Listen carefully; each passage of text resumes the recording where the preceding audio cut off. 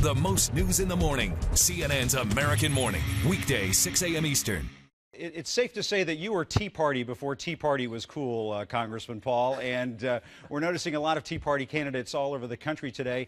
Is this going to be a big day for those candidates, or do you think it's maybe going to be something that the incumbents will hang their hat on, like John McCain out in Arizona?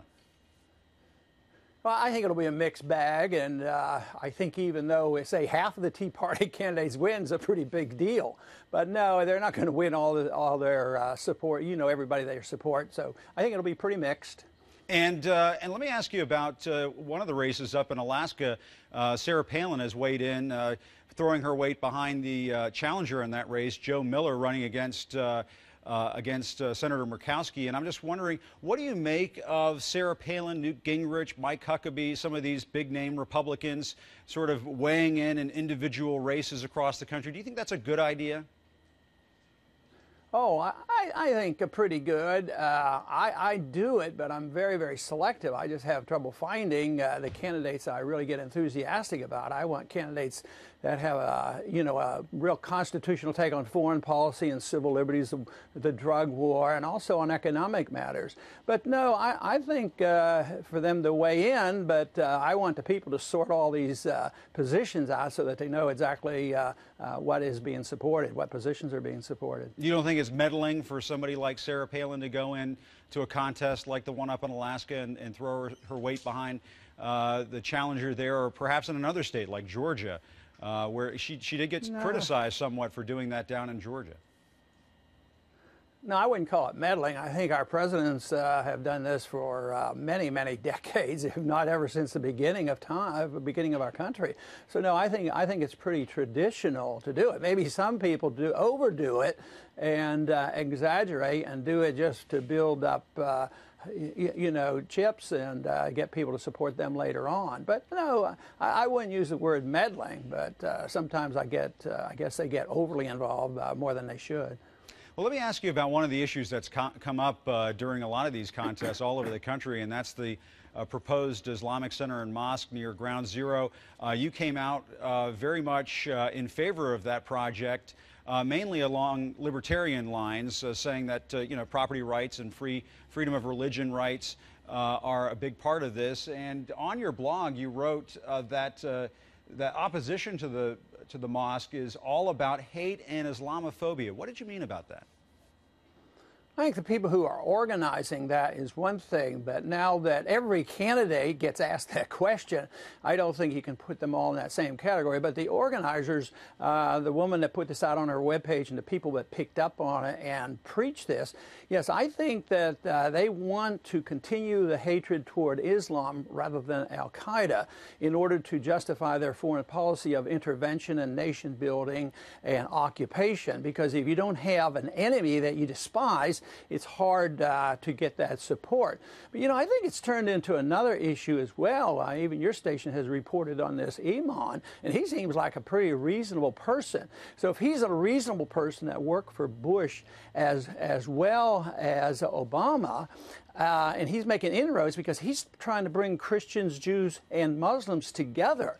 So if that would happen, there wouldn't be as much hatred over there. So I think maybe there are some now that are trying to, destroy him and his reputation, and I think that's going to backfire. It sounds to me, and I don't know the individual, the Iman, but it sounds to me like he might be a very reasonable person. So in order to perpetuate this foreign policy, not only do they have to perpetuate the hate toward Islam, they have to really destroy somebody who might be bringing the religious factions together. And what do you have to say about former House Speaker Newt Gingrich comparing this mosque near Ground Zero to having Nazi symbols outside of the Holocaust Center?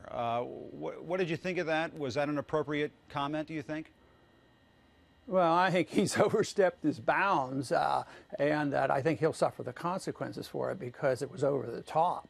I mean, to compare this imam with Hitler, and the fact that there are mosques within that area already, and that he ignores the fact that there are strip joints in this area, and he has to go after an imam that is trying to bring people together. Yeah, I think for a bright guy like Newt Gingrich on some of the issues, I would say politically he's made a major mistake. Do you think he should apologize for that comment?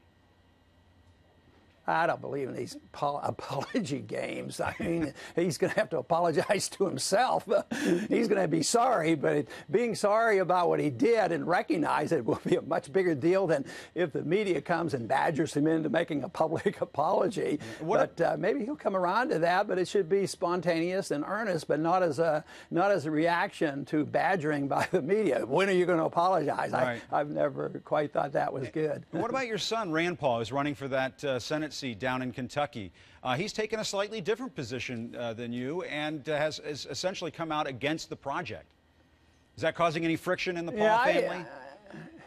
No, matter of fact, I really haven't spoken to him about it. But I think he's in the category of most of the people who are running for office who get pushed, you know, and rightfully so, by their opposition or by the media and say, what is your position? Do you want it or not?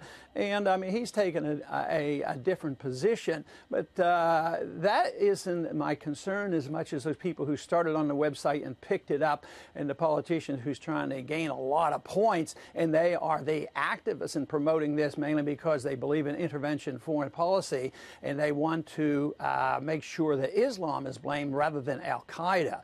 Yeah. And so, yes, I think it's okay to have a disagreement on exactly what we should do with the mosque. Matter of fact, my emphasis is not on should the mosque be built or shouldn't it be built. That is very secondary. Everybody recognizes on private property and a place of worship. Your problem is more the playing of politics. So you feel that there's people are playing politics with this, is what you're essentially saying. What about the president? Did he make a mistake weighing in on this controversy, do you think?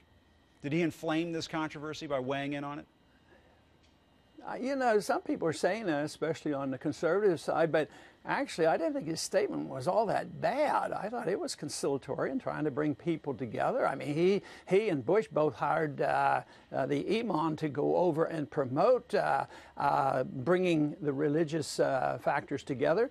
So now I wouldn't go out of my way to condemn him for saying that. Now, politically, he may have stirred the flames, you know, and because that just gave more ammunition to the conservatives who like to pick anything he says and make a political issue out of it. But I don't think it's the right one. I'd rather pick issues like too much spending and why he's expanding the war in Afghanistan. But since too many conservatives like the expansion of the war in Afghanistan, you know, they are willing to go and attack him because he might send a message that they disagree with. But no, I don't think his statement was all that bad.